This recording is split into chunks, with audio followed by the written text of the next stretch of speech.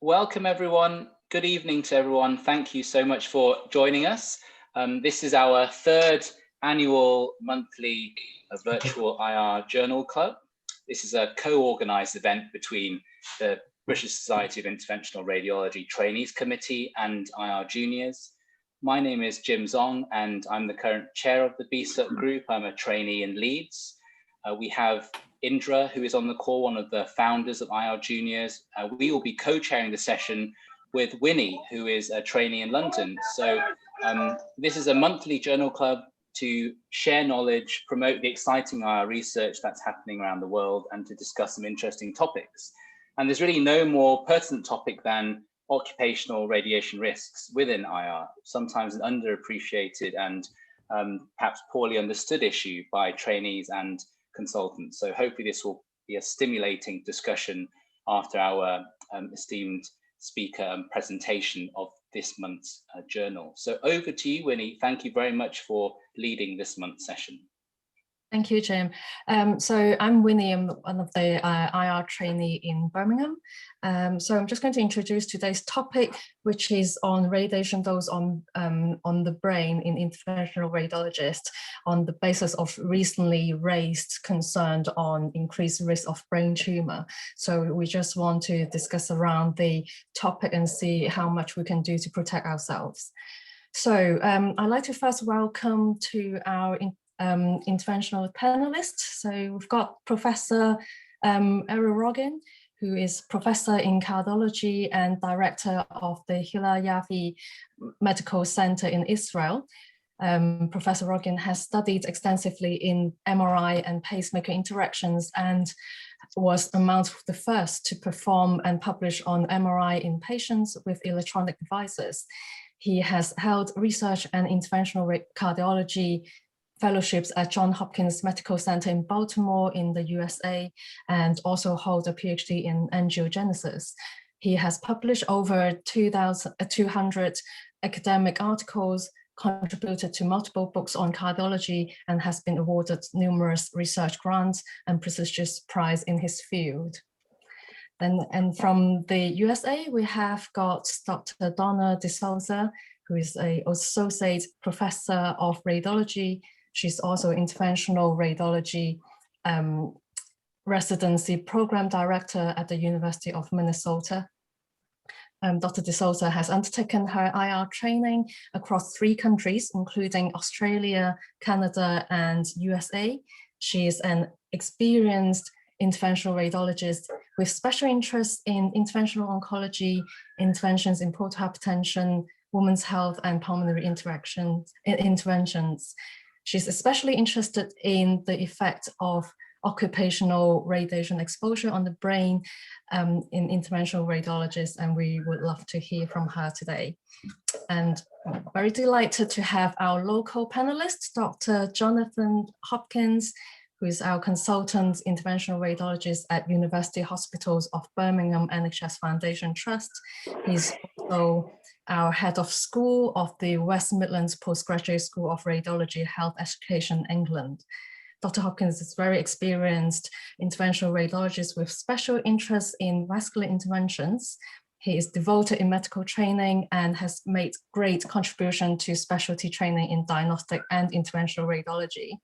He has recently been appointed as a member of the Faculty Board of Clinical Radiology of the Royal College of Radiologists in the UK. And we're also excited to have medical physicists on our panel for the first time. So we've got Ms. Anita Jeffrey, who is currently the head of Radiation Physics and Protection Service, RRPPS, at the University of Birmingham NHS Foundation Trust. Anita has been working in medical physics since 1999. She's specializing in diagnostic radiology. She has been certified as a radiation protection advisor since 2012, and Anita was trained at King's College Hospital in London before moving to City Hospital in Birmingham in 2003.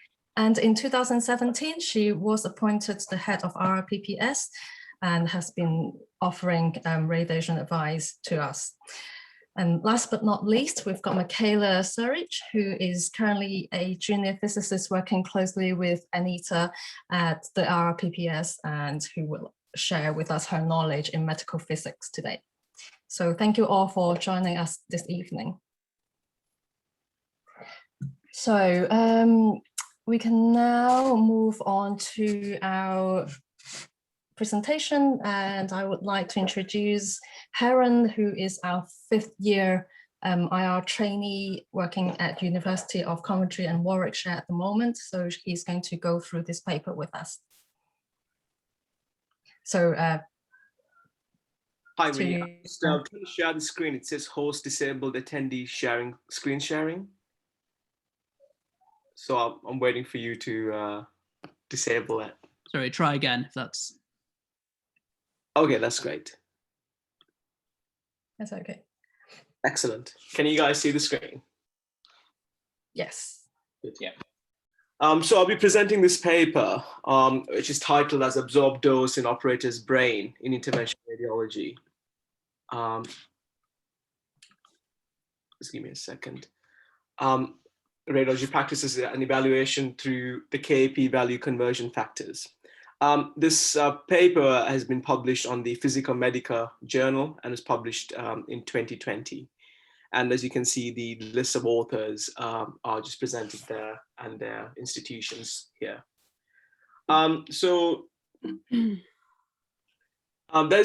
This paper was written because there's because there's many publications that there's increased mortality rates in doctors exposed to ionizing radiation, especially doctors specializing in interventional radiology and in cardiology. It's well known that the main exposure is because of patient scatter. And there are many ways in trying to control patient scatter. And there are certain things which we can do to limit it, but some of the things cannot be completely controlled. And the aims of this paper were very clear. It set out to find conversion factors to correlate the Kerma air product, which is called KAP, to the dose on the operator's brain. And the conversion factors would be quite used to estimate the dose to the operator's brain, which is something which many of us are quite interested in finding out. The methods were quite clearly delineated in this paper, and they used phantoms, and initially the phantoms were set up in this position, as you can see, and the phantoms were up on the right side of the patient. So this is like a retrograde position. And the phantoms were shielded by lead aprons, as you can see, which the phantoms are wearing. And the first phantom, which is the most closest to the patient, is the first operator, and the second operator, the assistant for the patient, for the first operator. And the imaging device was kept at a standard height from the patient and to a standard length away from the first operator. And each operator was standing at a standard distance between each other. There weren't any eye protection provided to the phantoms, and also there was no overhead lead shielding, which kind of protects most of us, and those materials weren't provided for the phantoms. Each of the phantoms, their brains or the internal architecture was divided into the frontal left up, the rear left up, and the frontal right up, and the rear right up.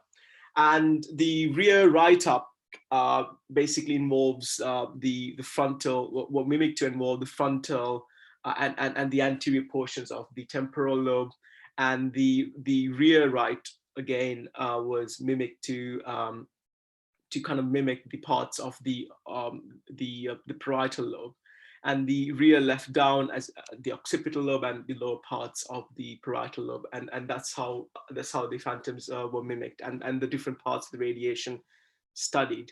And also, furthermore, the paper went into quite detail about the brainstem as well, and were measuring the doses towards it. So rather than going quite anatomically, because we were using phantoms, I believe they had to set up this model to find out which parts of the brain got what doses. So it's quite detailed, and each part of the brain, to what doses each part of the brain would get. So yeah, I've kind of explained this on the previous slide. And in the simulation model, as I said before, the first operator would stand closer to the patient with the C-arm in the PA direction, and the X-ray beam was positioned below the patient, as in most centers, with the lead shielding in front of the first operator. And the second operator would be standing at a particular distance from the first operator, and the doses were calculated in a standard PTC scenario. And the projections were taken from the different oblique projections and then the cradiocaudal projections, and the doses to the operator's brains were then evaluated using conversion factors. These were the three investigated projections. Obviously, there was the PA projection, there was the RAO 25 degrees and LAO 25 degrees, and the CRA at 25 degrees. They used different beam energies, and they calculated what doses occur at the brain at different beam energies, which I will show you at the results. So the results, if we just focus on the first table, it shows the different segments in the first operator, and the different projections. So as I said before, the PA projection and the RAO and LAO and the CRA projections. And I've kind of highlighted the parts of the phantom which received most of the radiation in the PA projection first. So basically the front right down part of the brain had basically the highest dose from scatter.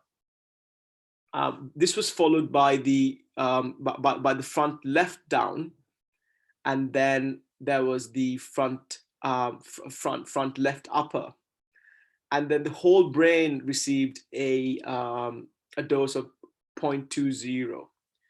And what was striking was that the second operator had a higher dose in the front left down, and that was considerably higher than the first operator, who was standing more closer to the patient.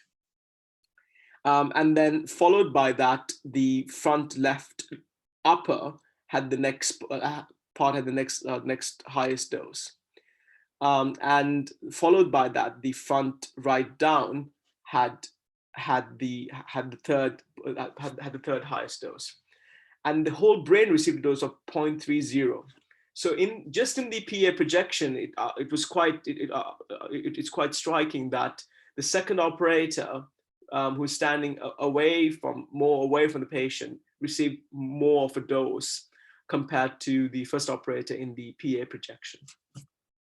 When we did look at the different projections, as you can see here, in the right, in the RAO 25 projection, there was considerable less dose to the first operator when we compare with the PA projection. Again, there was a similar lower dose to the second operator, but the operator still received a higher dose compared to the first operator. And then again, the highest doses were received in the LAO 25 position, where the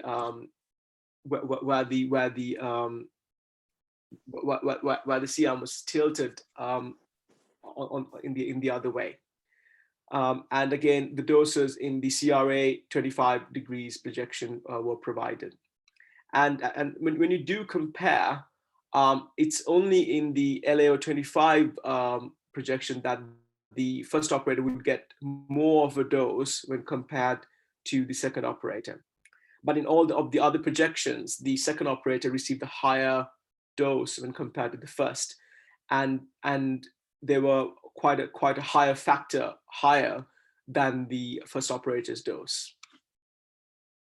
And again, these are the different projections. I've just kind of gone through the same results in the table as before.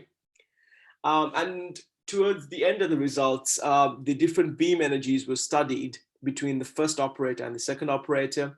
And I suspected with the higher beam energies, there were kind of a linear relationship, which I could see between the different parts, of the phantom's brain, which were studied. But if you look at the doses received by the second operator, they were in a higher scale compared to the first operator. And again, the doses just kept increasing with the beam energy use, which is expected. So this did, in conclusion, it demonstrated that simulated projections, that the second operator dose was higher than the first operator. And for both operators, the whole brain dose was lowest in the RAO projection. And so it was in this projection. And it was believed that at this projection that the scatter was reduced to both the first and the second operator because of the shielding effects of the eye, which kind of stops it.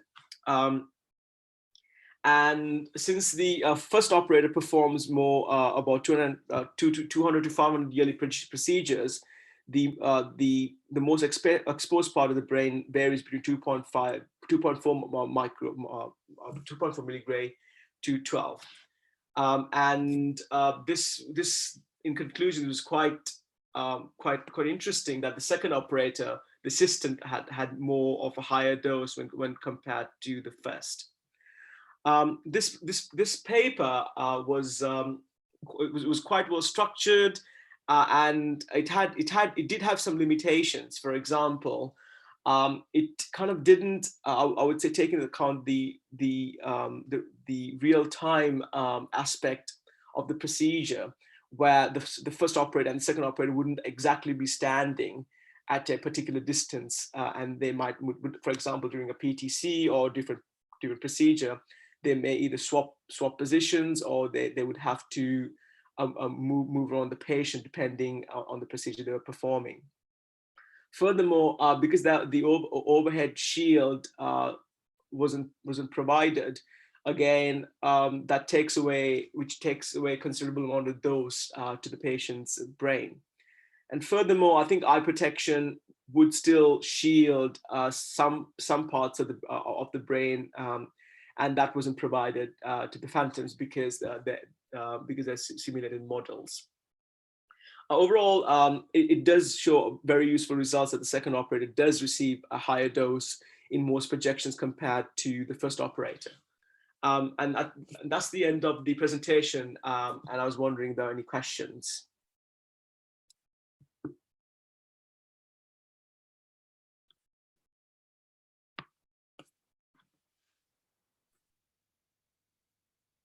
Winnie, you're muted. Thank you, Heron. Okay, Heron, I've just got a quick question for you. So reading through this paper, how do you think this may be relevant to our practice on a day-to-day basis? I think it just shows that the registrar will definitely get more of a dose when scrubbed with a consultant to their brain, and that was the most interesting thing, because when I first, before reading the paper, I kind of expected the paper would show that the first operator would get more of a dose compared to the second operator, I mean the assistant. And after I did read the paper, I was very surprised, and I was really interested that this paper showed what this paper showed, because the second operator received a high dose to the brain, and it just shows that the amount of scatter which goes later, and the first operator is shielded. by the eye, and also the shielding and also the scatter, which goes away from the patient to the second operator. The way we can take this about in real-term practice, I think everybody has to wear some form of eye protection. Although obviously it protects your lenses, I think practically I kind of believe that the bits of the brain which are directly behind the eye and just above it will be protected by the eye protection. Certain companies do provide face shields, which are see-through and do have an equivalent of lead.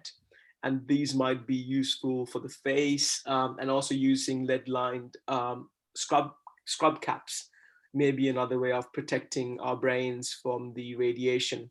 And the most important thing is obviously there's no paper, which I did look at in existence, which kind of looked at the functional effects or looking at patients' cognitive changes with different amounts of radiation, which would be another thing which they probably would study in the future. So all in all, I think it was a very useful and very interesting paper for us as trainees and anybody who wants to practice interventional radiology or any other radiation mode procedure. Great, thank you.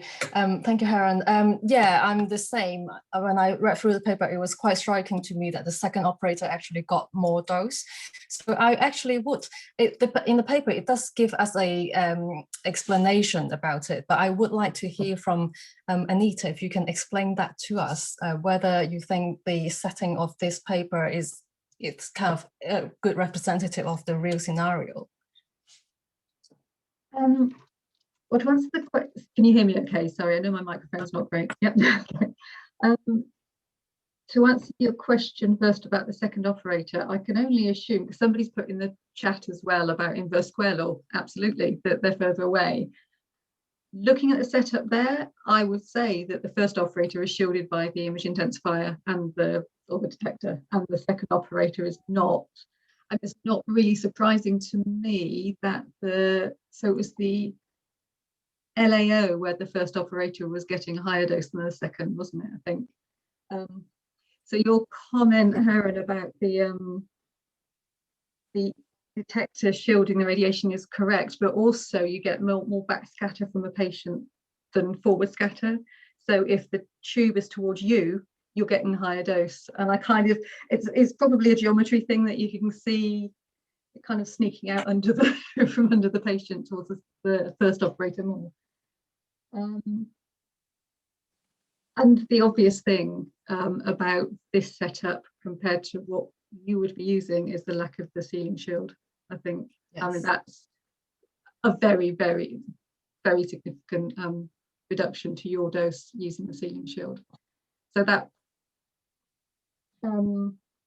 other than that, yeah, I mean, it's like you say, it's an interesting paper and it's well laid out. It's just that one thing that makes it so very different. And as you said, no eye shields as well, which makes it so very different to practice. But it would be interesting, especially if somebody was to do a similar study with the ceiling shielding, what the difference to the second and first operator would be, I think, wouldn't it? Yeah, it would be, because they should both. I think most people would try to use the ceiling fixed screen nowadays, I think. The other question is to Anita, do our cranium actually attenuate some doses? Some, yes. So I didn't know this off the top of my head, I looked it up earlier. So the half value layer of bone is about 1 centimetre. So a centimetre of bone will reduce the dose by about half. So yes, not as much as a lead shield, but yeah, so the doses, when you're measuring doses, if you're measuring it on the outside of the head, your brain will be getting less than that, but it's not, yeah, some reduction. The point about the skull caps, sorry, go on. No, go on, Anita. Sorry to interrupt. The point about the skull caps is partly the additional protection from a skull cap, if you're using the screen, I think is very minimal, and also the skull caps on top of your head and your scattered doses coming from below. And that's also the thing about the skull itself, isn't it? Is that actually it's not this bit shielding your brain, it's coming from beneath where there's less sort of hard bone, I guess. Okay. So thank you, Anita. I think yeah, Dr. Jim, do you want Hopkins to say has his something? hand up, and after Dr. Hopkins makes comment, I can feed in some audience questions as well. Dr. Hopkins, you have your hand up. Yeah, I suppose I was just going to make the point that the important thing about simulations like this is they're very specific, aren't they? So if you take about the situation they've put here, this is of a PTC where people are often standing right next to the intensifier, you know, then there is going to be all the various bits of dose that can be put in. Of course, if you were to think about something slightly different, say an arterial procedure, where the first operator might be slightly at a different position regarding the intensifier, depending on which bit you're doing, then you may get a very different dose thing, because just as the if you like, the intensifier is protecting the first operator in this position, if you shift the position to, say, I don't know, an iliac angioplasty or some, you know, or something similar, then actually the operator is going to be in the position of the second operator as per this model, and the second operator might actually be then shielded by the first operator. So the important thing about this is it's all about the geometry of how that is set up, and then clearly the difference that you can do by placing certain amounts of protective equipment. And one of the things that, of course, comes out about that, if you think about it, it's normally the first operator who gets to move the shield around. Well, perhaps if you're doing a PTC, perhaps it ought to be the assistant who's moving that around. But for an angiogram, you know, a femoral angiogram, perhaps it's the operator. So it's clearly all to do with geometry and placing bits of protective equipment. So we've got to be careful that we don't extrapolate one thing from another situation. And there clearly have been papers in the past that have shown differential radiation doses to, for example, radiologists compared to cardiologists, because of where, on average, people will stay. And certainly we've done local things within our own hospital and found that you know, finger doses might be higher around hepatobiliary procedures because your hands are a bit closer to where it is than if you're doing arterial procedures. So, you know, that as with everything, the answer to almost everything, it depends. So, Dr. D'Souza, I see you've got your hand up. Yeah, I just wanted to add to that. That was one of the striking things for me as well, is this setup. There's no perfect simulation, you know, there's no perfect way to measure every scenario, but this particular scenario really represents this setup of a very small number of procedures that we do, a PTC, a portal venous access case, a nephrostomy, where we're standing right next to the patient's abdomen. The vast majority of the cases that we do, we're not standing there. We're standing at the groin, we're standing at the wrist, we're standing at the neck. And so it really doesn't reflect most of what we do. And the other thing is the phantom operator is extremely tall relative to the II. According to the picture, the operator is probably 8 foot tall. You know, their head is so far above the II, and so therefore they have significant shielding by the II in the RAO and the AP view or PA view, which is probably not correct. We're all a little bit sort of shorter than that relative to where the II and the table height and everything. So it's a little bit, yeah, so it's a little bit sort of out of sort of, it's not quite exact, but it does really, I just think it just reflects very few procedures that we actually, I mean, we all do PTCs and PNTs, but most of what we do, we're not standing, is all the vascular stuff, right? And so it doesn't really reflect most of what we do.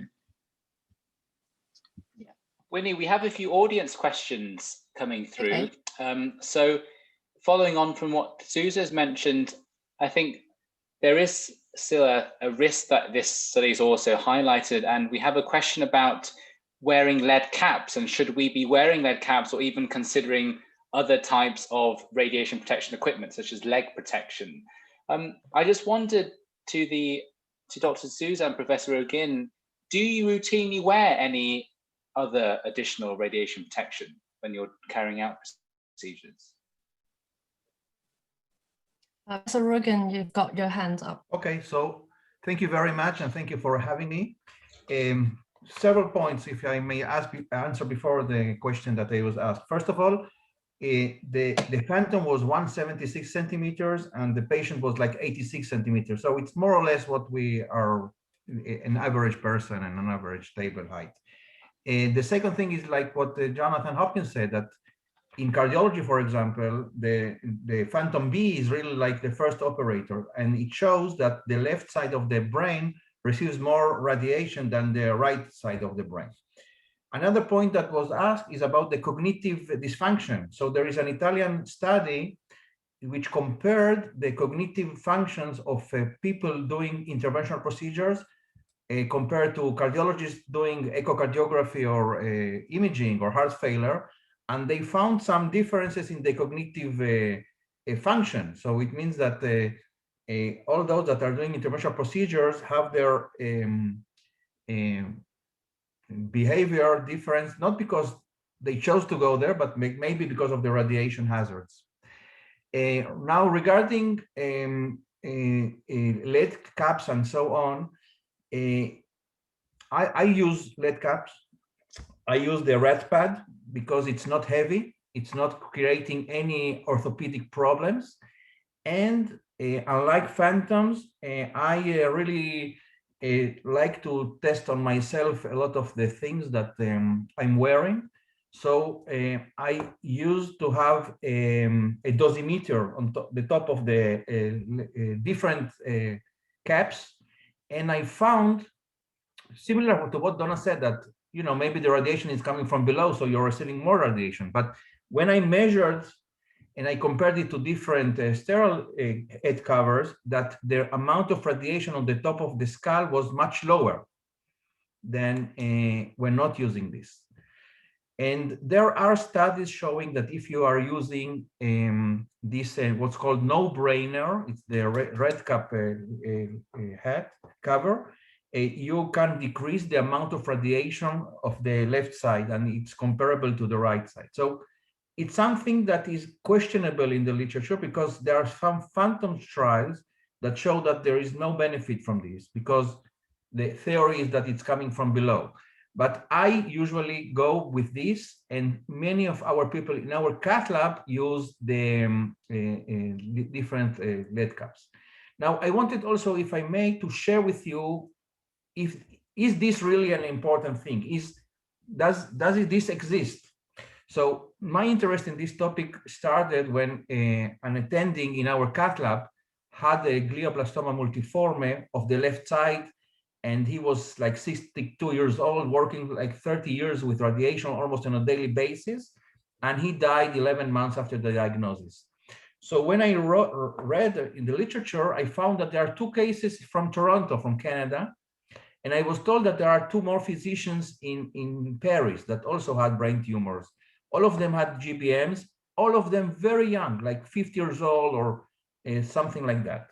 And I wrote this report, and I started getting emails from around the world, whether it's from Scotland or from London or from Germany or from South America, saying that also this and this guy had a brain tumor.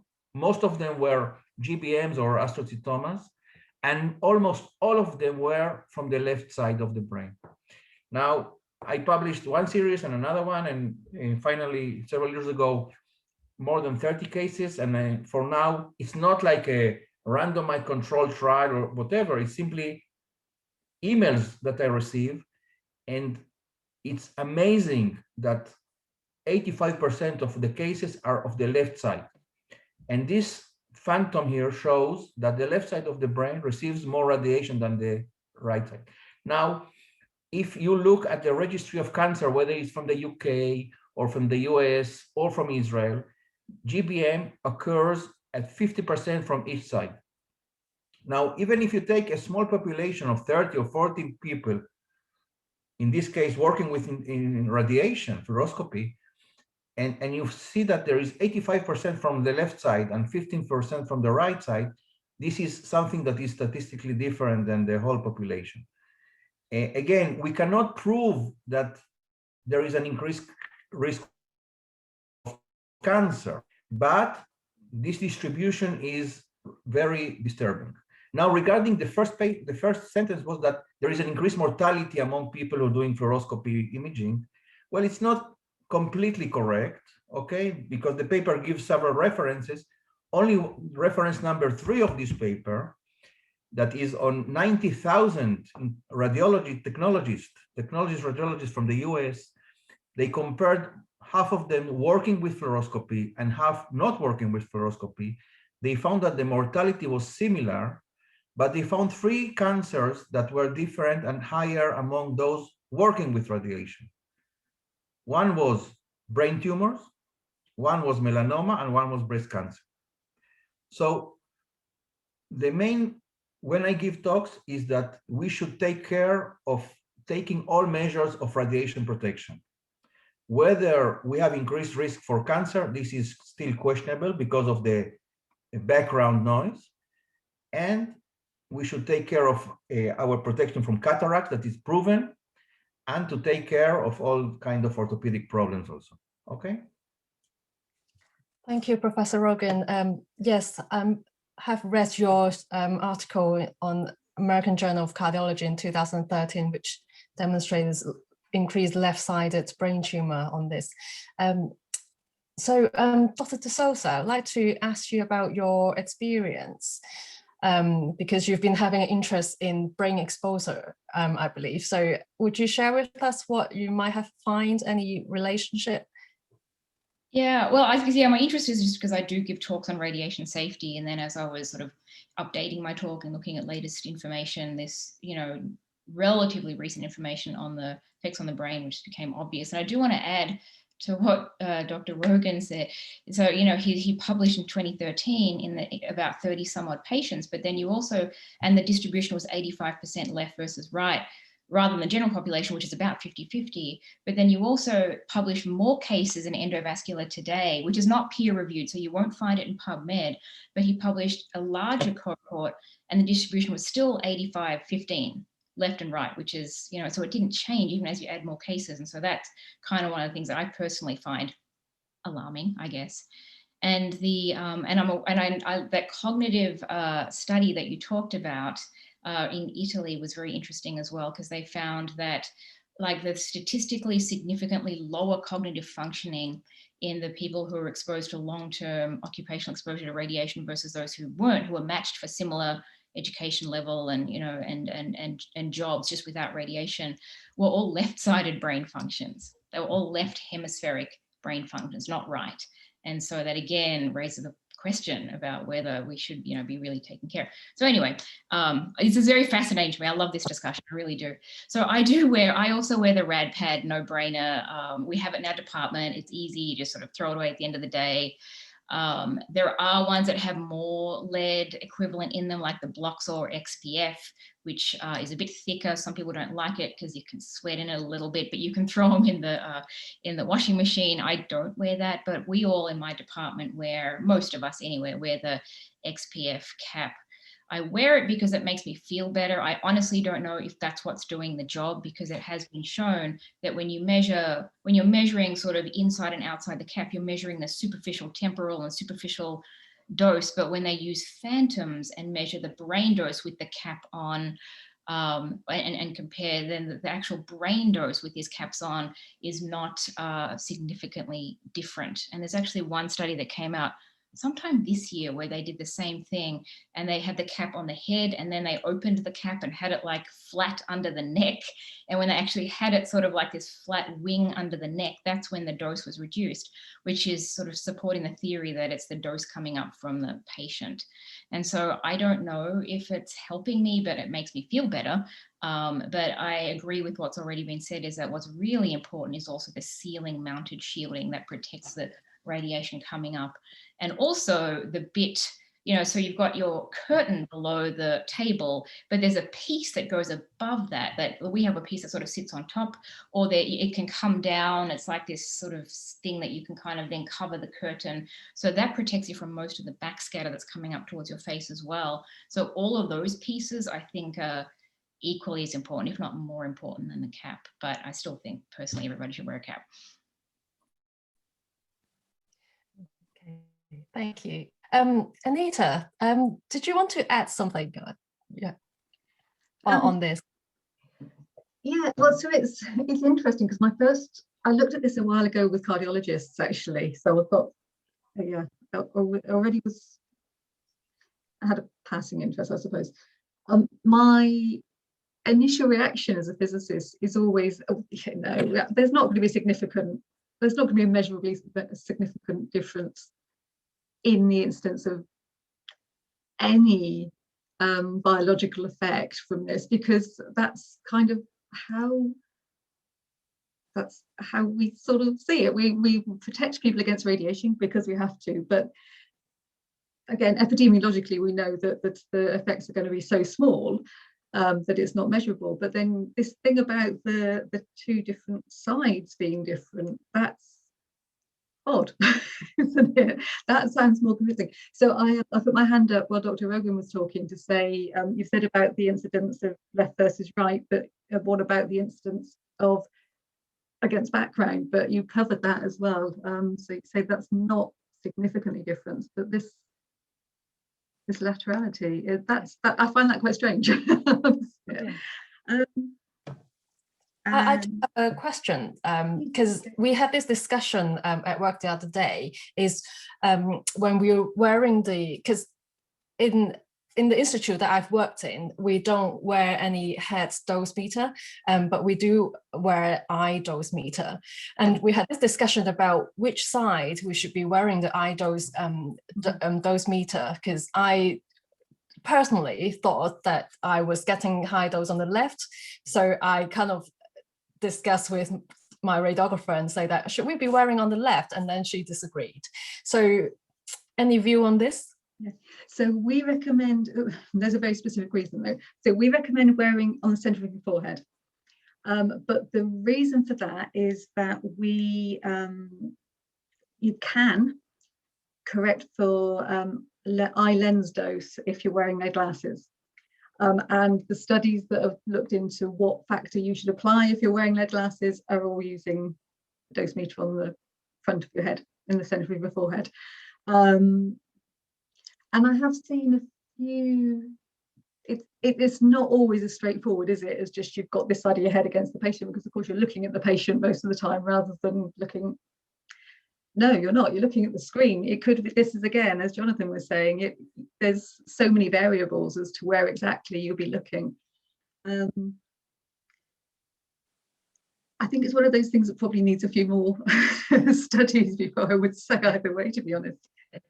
But as I say, it's so specific. And I suppose the other thing is it is consistency. If everyone in the world was doing the same thing, wearing it in the center of their forehead, then we know what we need to be studying, because we would look at see how that would relate to phantom measurements. But because we're all doing something slightly different, it's hard to know where to focus our efforts when we're looking at the doses, isn't it? Yeah. I think Dr. Hopkins, you've got something to say. Well, yeah, I mean, to some degree, it follows on from Anita's point. For many years, what I used to do is I used to tape my TLD to the left part of my lead glasses. And although that was partly because I think one of the major problems with measuring dose is people forgetting to connect their dose things and anything that you have to tape onto your head. So if you're going to do dose things, many of the other points that have been made before in terms of shielding, one of the most useful things that I found in trying to understand this is to go in and have a real-time dose meter while you're doing a procedure. And of course there are companies who will do these, and then you can actually see while you're doing a real case the difference that just minor movements, or so for example, as someone said before, flipping up that additional lead panel makes a huge difference to the dose, because that's the underscatter. And it's one of those things that you get told about in radiation protection type talks, but when you hear the screech of the radiation meter and its pitch decrease when you flip it up, then you get all the feedback to how important these things are. I mean, in terms of the thing things around the trainees, of course, is one of the interesting things and good about this is that the radiation tends to be one of those things that people get more and more worried about the older they get, when potentially there's less to be worried about, certainly in terms of cancer induction. And I know some of the later questions are about people's own protective equipment, because you can have the best protective equipment in the world, but if it's so cumbersome that people work around it, then it's almost useless. And that's one of the key things with all these things, is that the kit has got to be good so people can use it easily, and then they'll use it properly. So there's a kind of whole ergonomic type thing around about the use of, and some of that can be, you know, where the visual screens are, you know, so that you don't end up having to peer around radiation protection so you can see the screens. And many of you have probably been in rooms in which that is the case. So there has to be a degree of usability around some of these things. And then it becomes difficult, because as soon as Winnie, as you will be aware, is, well, that's fine if you're doing one procedure in one position, you can set everything up. But then what happens when you move position, and does everything become, you know, disjointed? So, you know, there are some general principles that I think we all need to be entirely aware of. And then it's actually putting a lot of those relatively simple things into play that I think actually decrease what we're trying to do, which is just decrease our dose, isn't it? I mean, that's what we're talking about with all of this. We're just trying to decrease our dose, and it's how we do that in the most efficient way. And sure, you can pile on, you know, additional things on top of it, but like most things, is there's probably a kind of diminishing return, you know, as you add on more and more things. That doesn't mean it's not important, but you know, I think that's certainly the case. Thank you, Dr. Hopkins. Anita, you've got something to add? Yeah, yeah, I agree with Jonathan. It's diminishing returns, and like you say, it's when does it get to that point where it's too cumbersome and people don't, it's not worth it anymore? I'll put my hand up to say, how many of you in your interventional suites have actually got screens that will move across both sides? This is a particular concern of mine, but I've seen cath labs specifically where they're unable to move the ceiling suspended screen across to the other side if they're doing work on the other side of the patient. Given that to me, that is still the biggest factor in your radiation dose, that's generally not a good thing if you can't move it. I don't know how.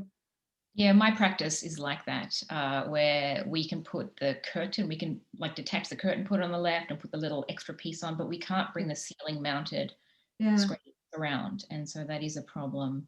I guess it's something, yeah. I think it's something for if you're buying new equipment, or if you can request for extra screens to be put in, I would say. But certainly if you're buying a new equipment or setting up a new room, yeah, insist on having screens that can, either 2 screens or at least one that you can move around. Yes, Professor Rogan. Yes, I want to add that we have to remember always that we are exposed to scatter radiation. So as a cardiologist, what we do in every case is to cover with a lead apron, regular lead apron, a lead skirt apron, the groin of the patients all the way up to the belly. So in this way, we are not disturbing all the angulations, but all the scatter radiation is decreased. And we did a randomized trial of comparing this to nothing. And we found that it can decrease in about 50% the amount of scatter radiation. A group from the US did a very similar, very nice study of putting red pads on the patient, but they had 3 arms. One was a placebo, one was the red pad, and one the operator thought it had a red pad. And if just the thought that you have a protection causes more radiation, because it was like a sham red pad. So we have to be always very meticulous in reducing the radiation and using every method that we can do to reduce it. But if you decrease the scatter radiation using this lead apron on the patient, it's a very significant reduction of amount of radiation. Yes, I see everyone nodding their heads. Anita, do you want to? Oh, just to express the point of concern about the red pads and the lead apron is you just have to be really very careful and very aware of them and very well trained in using them, because of course as soon as you get any portion of that into your beam, that's wrong, that's bad, completely counterproductive. Yeah. So it's always a slight caution, but yeah, like you say, if you're doing something cardiac and it's over the lower abdomen, it's going to make a difference without the risk of being in the beam. And Dr. De Souza? Yeah, thanks. I just wanted to add another thing that I do, and I grill this into my trainees.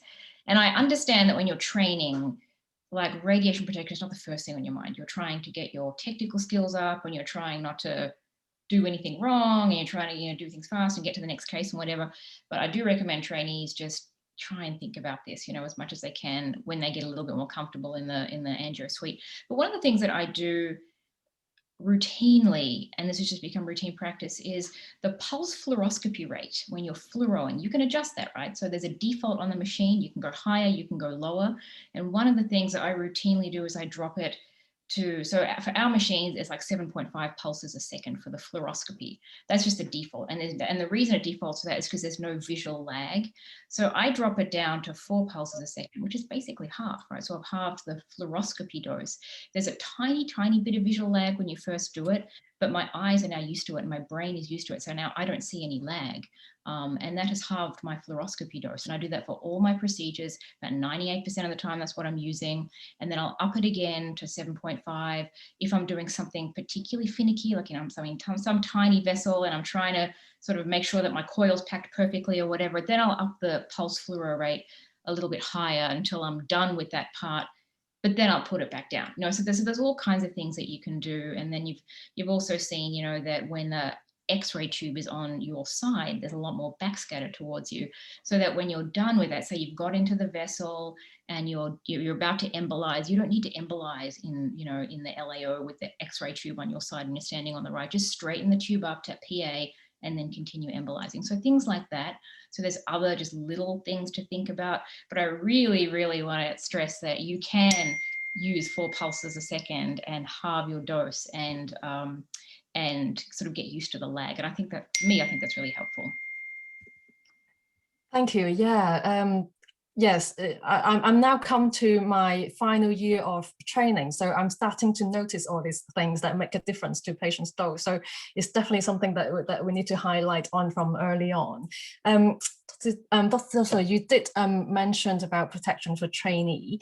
I just want to ask, has there been any challenge of getting radiation protection equipment for your trainees? And you as a trainer? No, we buy all our trainees a lead equivalent suit and lead glasses. So that's just standard for our department. I'm not sure what other departments do, but we do. And then we teach them early on about radiation safety, and then just try and get them to think about it during the cases as they get more advanced in their training, and they're a bit more relaxed and comfortable in the angio suite. Then we try and have them think about that, collimation, pulse fluoro rate, things like that. Yeah, thank you. I'm going to put Dr. Hopkins on the spotlight, I'm afraid. Okay. Yeah, we've been having a lot of trainees raising concerns about radiation equipment.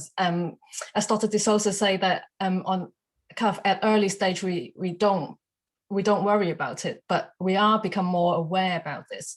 And it seems that there has been some challenge about getting radiation protection equipment provided by the trust that we're working in. So I think it's been a general kind of anxiety about that.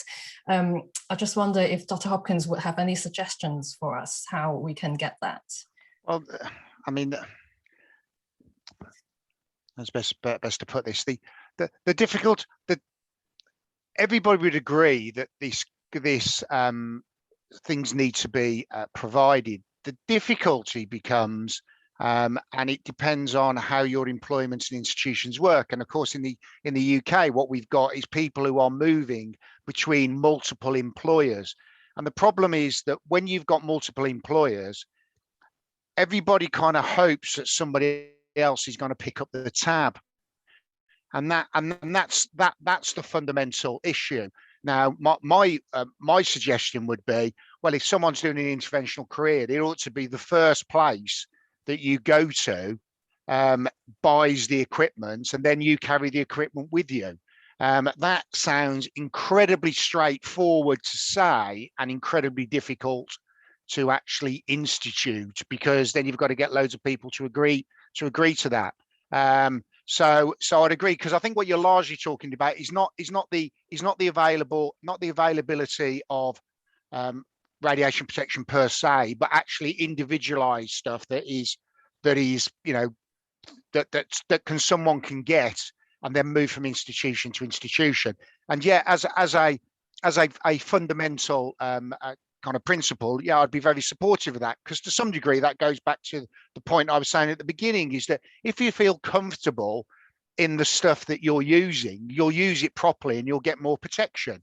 And that's a similar thing actually about using X-ray equipment, isn't it? Is that the more comfortable you are with the equipment, the more you're able to use it to its optimum, which of course often means being able to reduce the doses. But a lot of that comes with familiarity. But to address your point about X-ray equipment, that would be my view. The difficulty is what tends to happen is they ask me as the School of Radiology to potentially pay for something that is actually an employer responsibility. Now, as with most of these things, is if they would give me the money, then I'll quite happily spend it. But that's that's to some degree what everybody says. So it's an unsatisfactory but kind of honest answer as to where we are. If you're in one institution for a long period of time, then actually it seems pretty straightforward to me. If someone's going to be in your institution for how many ever years, well, then it becomes much easier. But when you've got people moving around, that's where some of the difficulties come. It's somewhat of a cop out, but that's kind of where we are. Thank you, Dr. Hopkins. Anita, you've got something to. This just came to me as you were talking, Jonathan, and the people on the call who aren't in the UK, you won't have heard of Captain Tom Moore. This 100-year-old guy who walked 100 miles during the pandemic and raised millions and millions of pounds for NHS charities. NHS charities are there to pay for things that aren't necessarily automatically available to the staff. Just as you were saying that, I wondered if anyone had thought to approach the NHS charity. UHB have got quite a good charity as well, but you never know. Yeah, I'd agree. I think it's a wider question in the way in which the employer teaching relationship is structured, and that's going to be very country specific, and actually specific within radiology schools, even within our own school. But yeah, you make the point. It's like so many of these things. Everyone agrees that we ought to be doing it. The question is who ought to be doing it? Yes, exactly. Rather than doing somebody else. Yeah. So and the NHS is always so strapped for cash that nobody's going to want to volunteer for that. But. Yeah. So, but you're right. You're right, Winnie. It has always been thus. Unfortunately, that doesn't mean it was right. But that is the way it is. As I've said again, quite paradoxical that those who are potentially the most sensitive to radiation actually get potentially the worst deal here, because they're not permanent employees of the institutions, and that is a significant problem. I totally agree. Professor Rogan, you've got something to share. Yes, well, I think it's our responsibility as the head of the divisions or departments to be responsible for our staff, whether it's a nurse, whether it's a radiologist or a trainee. In our cath lab, for example, each of the nurses or the technicians has its own lead apron. Most of them will have glasses, although some of the glasses are shared by the people. And I believe that if you are an interventional radiologist trainee, that this is what you decided to do as a career and you're in your institute for the next 3 years, the institute should be responsible for giving you this minimal protective equipment. Especially, I saw one of the chat questions is that only 41% of trainees are using eye protection. So this is really very low, especially, you know, it's radiology. You should be the role model for protection. So I think that the responsibility should be on the employee. Yes, I completely agree. Please, Anita. Did you say the employee or the employer, Dr. Egan? The employer. Employer, yeah. Yeah, yeah. Yes, sorry. But I think it's there is that. I think you use the word minimal. So there's a certain amount of radiation protection we are obliged to provide, and as Jonathan said, there's very specific things that are fitted to you, so they're comfortable, or we cannot deny, and we should not deny that we must be providing this. But if I'm an interventional radiologist female, that I'm very short and I need a lead apron that will be fitting myself, or somebody like Jim is very tall, he should have its own lead apron.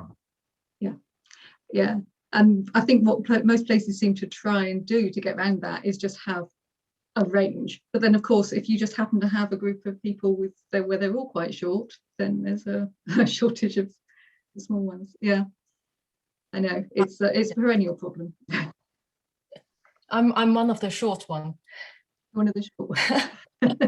So yes, I think it's right that it's both employers and employees' responsibility to negotiate this. I think, because from my own experience as a radiology trainee, that I did have to negotiate a few times to get the right equipment to fit on me. But the employer is responsible to provide that, but you do have to negotiate with them and basically tell them it's your responsibility and I need this. Yeah. We had a question about nursing monitoring actually as well, and what level of monitoring do the nurses get in everyone's departments? Because obviously with the scatter, they're probably getting, you know, as much as the second operator at times, particularly the scrub nurse involved. Shall I take that? Yeah. Yeah. Sure. So most nursing staff all nursing staff will have the whole body dose meters. So their whole bodies, all nursing staff who work regularly in an interventional suite. We don't tend to issue things like iDose monitors to the nursing staff, mostly because we generally assume it's going to be the operators. But yeah, you're right, this might we might have to think about that. Just do a few samples and see what we get. Yeah, but generally it's just the whole body. If I may add something, I think that what Dr. Hopkins said about real-time measurement is really a very good teaching equipment for the cath lab. In other words, if you use this real-time measurement that makes a lot of noise when it gets more radiation, and you see that it really is very noisy when you're very close to the patient, and also it's reassuring for the nursing staff that if they stand behind a acrylic lid shielding, there's almost no radiation over there. So it's a very good for education, this lead apron. Another thing that we are doing in our cath lab is, or I think in most catheterization laboratories, you simply get a sheet full of numbers with the names of the personnel, and everybody looks at the numbers and continues from month to month. So what we do is we take these numbers into an Excel sheet and we send it to each of the people who work in the cath lab.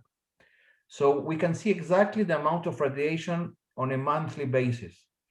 And then we can observe if somebody is suddenly getting more and more radiation to come to him and say, or to her, yes, what are the points to try and reduce the radiation? And this is always good to see. And it's really, when we go again with one of the fellows to see why is it so high, the radiation, we see in the next 2 or 3 months that it's really going down. Yeah, I mean, for the trainees in my institution, there's a radiation meter on my desk, which, like most things for people who know me, I bought from Amazon, and it is a quite entertaining.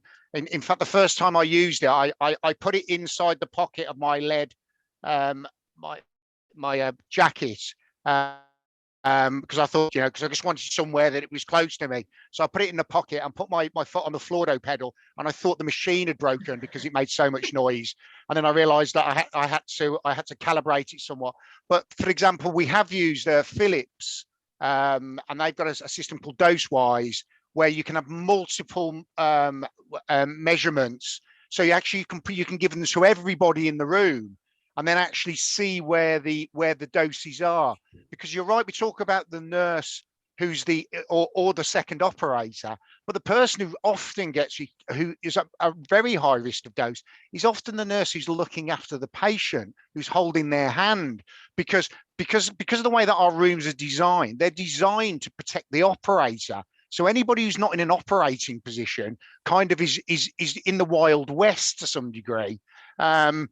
So what you need then is potentially second, shields, and various other things. And this has been shown with, say, EVAR procedures, hasn't it? Where it's not it's the person on the other side of the table.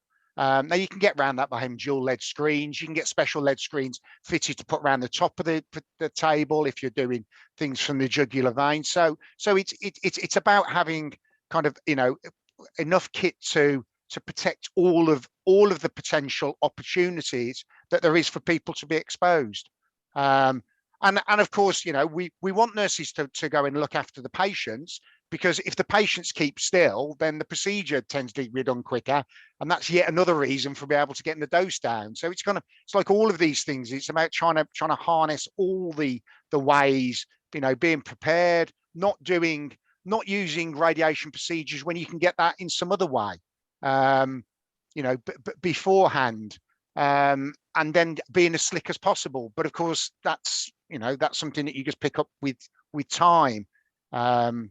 So yeah, multiple different ways. I just noticed the thing from Neil in the chat box, and he said, the problem is that people, that there are lead glasses, but they're often pretty horrible, and so people don't wear them because they just find them, and so that defeats the purpose. I mean, most lead glasses, unless you've got prescription lenses, are not fantastically expensive.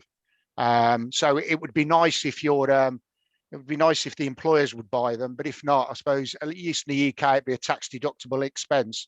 But I agree. Perhaps we ought to push a bit more on the employers to buy those sorts of things. Thank you, Dr. Hopkins. Thank you, everyone, for the interesting discussion that we've raised today. And thank you, Helen, for the presentation. I'm afraid I need to close the meeting in the next minute or so. It's been very interesting. I find it, we've discussed the left and right sides, brain dose risk, and we've discussed certain issues around radiation protection. It's interesting to see that Anita suggests that the medical physicists want to see a vast amount of data before we say what actually is necessary, and all our interventionists just say that we will just put on whatever is available for us. So I hope the meeting has raised awareness of to everyone about radiation protection, and especially to trainees to start thinking of this at early stage, and how to minimize dose and how to get the right equipment. So thank you very much for your time. So thank you, everyone. Thank you. Yeah, very much, Jim and Winnie for organising. Yes, thank you. Excellent. Thank you very much. And good luck Nice to meet you all. Yeah. And you. Bye. Thank you. Okay. Bye. Take care, everyone. Bye-bye. And also, if everyone could fill in the feedback form, we'd love to hear what you thought, and any suggestions for the future as well. So we've just popped the link on the chat, so that would be great. Thanks, everyone. And tune in next month. Please join us. I mean, but why some people are on? I was just thinking,